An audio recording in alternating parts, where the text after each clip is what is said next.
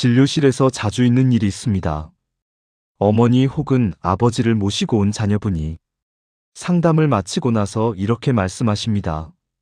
선생님, 저는 분명히 뭔가 달라졌다고 느꼈는데 부모님은 괜찮다고만 하셔서요.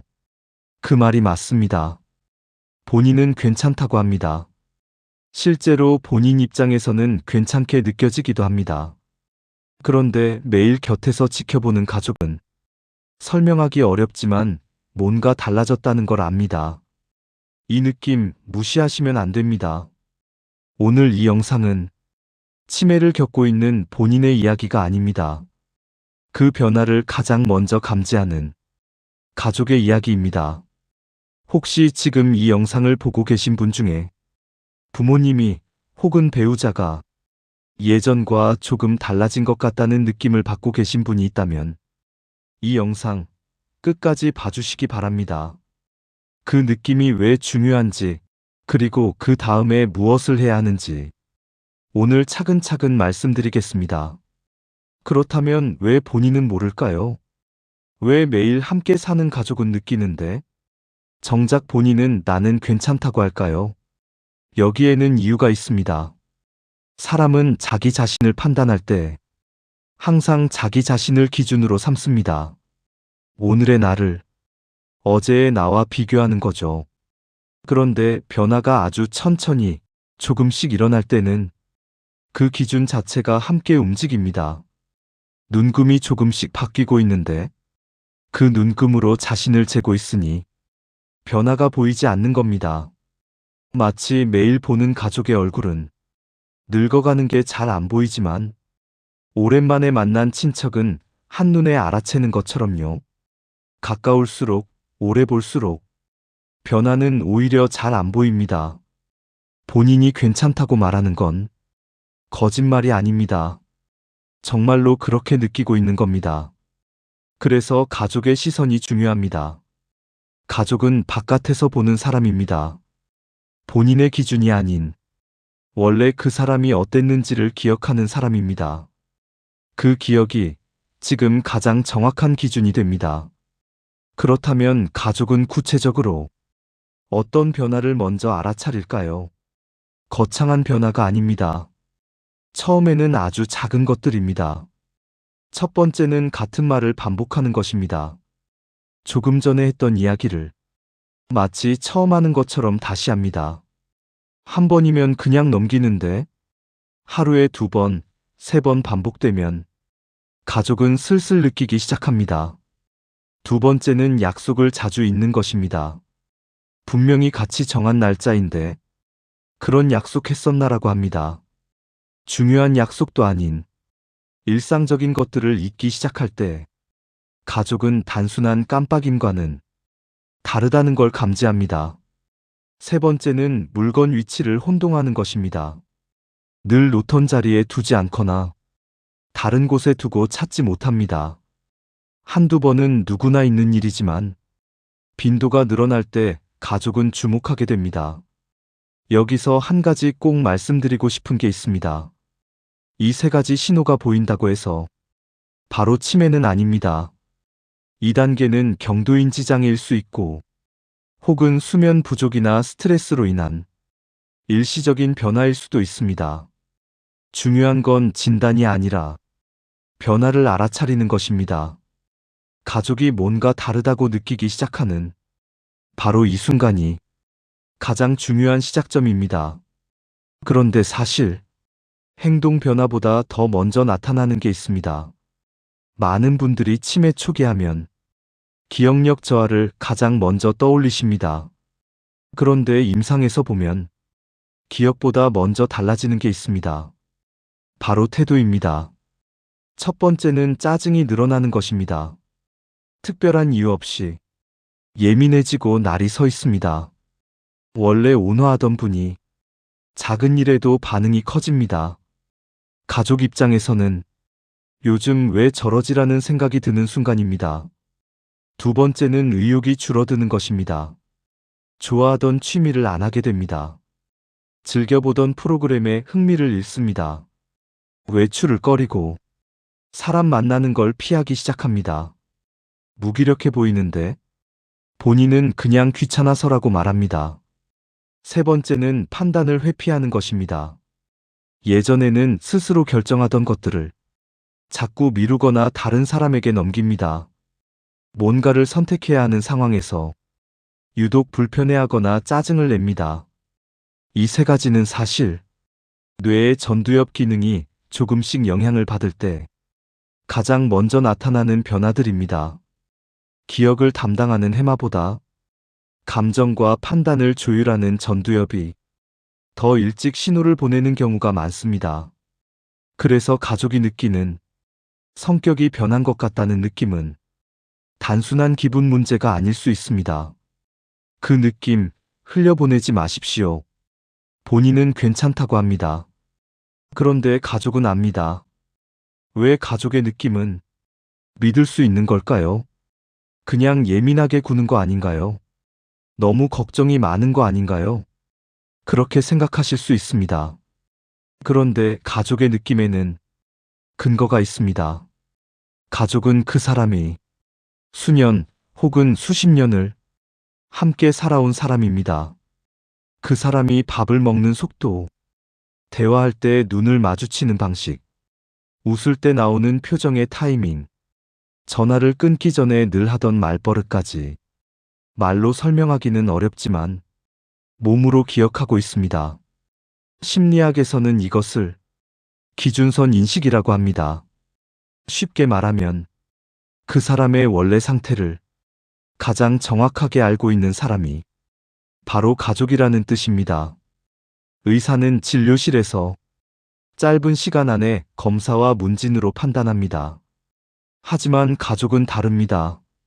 일상 속에서 수천 번의 순간을 함께한 사람입니다.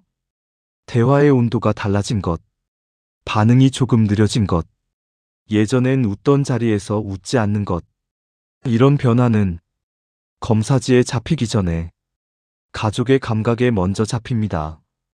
그러니까 가족이 뭔가 달라진 것 같다고 느낀다면 그것은 단순한 걱정이 아닙니다. 수년간 그 사람 곁에서 쌓아온 관찰의 결과입니다. 그 느낌을 믿으십시오. 지금까지 말씀드린 변화들, 행동이 달라지고 태도가 바뀌고 가족이 뭔가 다르다고 느끼기 시작하는 이 시기가 왜 중요한 걸까요? 한 가지 먼저 말씀드리고 싶습니다. 치매는 어느 날 갑자기 오지 않습니다. 아주 천천히, 조금씩, 오랜 시간에 걸쳐 진행됩니다. 그리고 그 과정에서 가족이 뭔가 달라진 것 같다고 느끼기 시작하는 바로 이 구간이 의학적으로 매우 중요한 시점입니다. 경도인지 장애라고 들어보셨나요? 치매와 정상 사이의 단계입니다. 기억력이나 판단력이 조금씩 떨어지기 시작했지만 아직 일상생활에는 큰 지장이 없는 상태입니다. 연구에 따르면 2단계에서 생활 습관을 조정하고 적절한 개입이 이루어지면 치매로 진행되는 속도를 늦출 수 있다는 결과들이 있습니다. 반대로 이 시기를 그냥 넘기면 되돌리기 어려운 단계로 넘어갈 수 있습니다.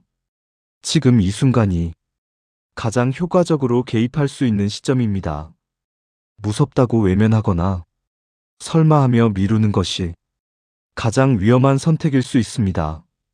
반대로 지금 가족이 변화를 알아차리고 이해하기 시작했다면 아직 늦지 않았습니다. 이 말을 꼭 기억해 주십시오. 이쯤에서 한 가지 꼭 짚고 싶은 게 있습니다. 가족이 변화를 알아차렸을 때 가장 먼저 나오는 반응들이 있습니다. 그런데 그 반응이 오히려 상황을 더 나쁘게 만들 수 있습니다.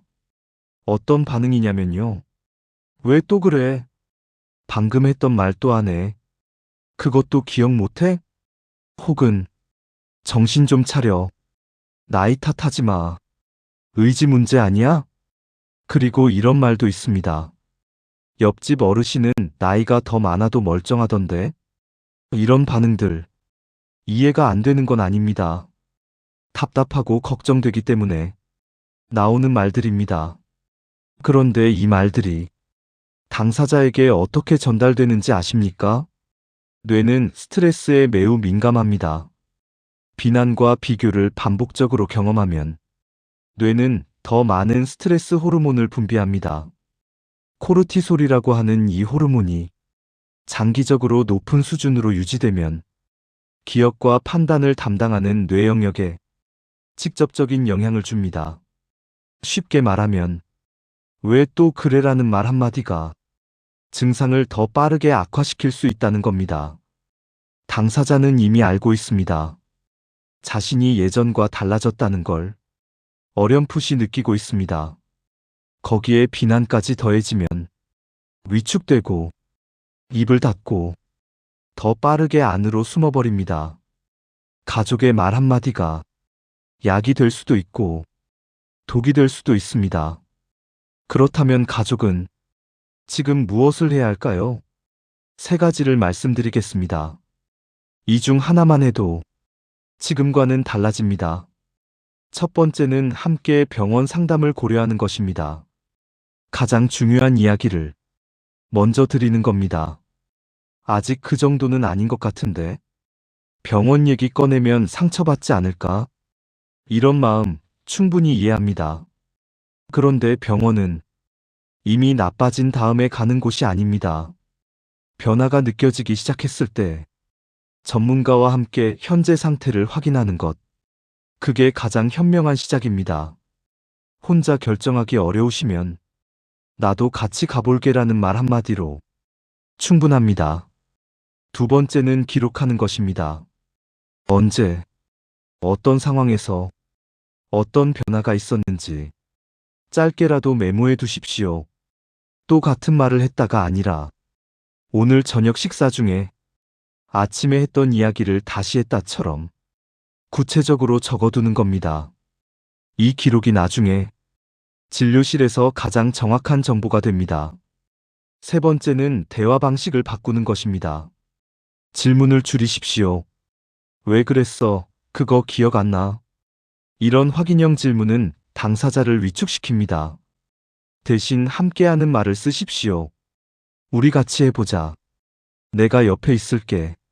말의 온도를 바꾸는 것만으로도 당사자의 하루가 달라집니다. 거창한 것부터 시작하지 않아도 됩니다. 오늘 당장 할 수 있는 것부터 하나씩이면 충분합니다. 치매라는 단어 앞에서 두려움을 느끼는 건 당연합니다.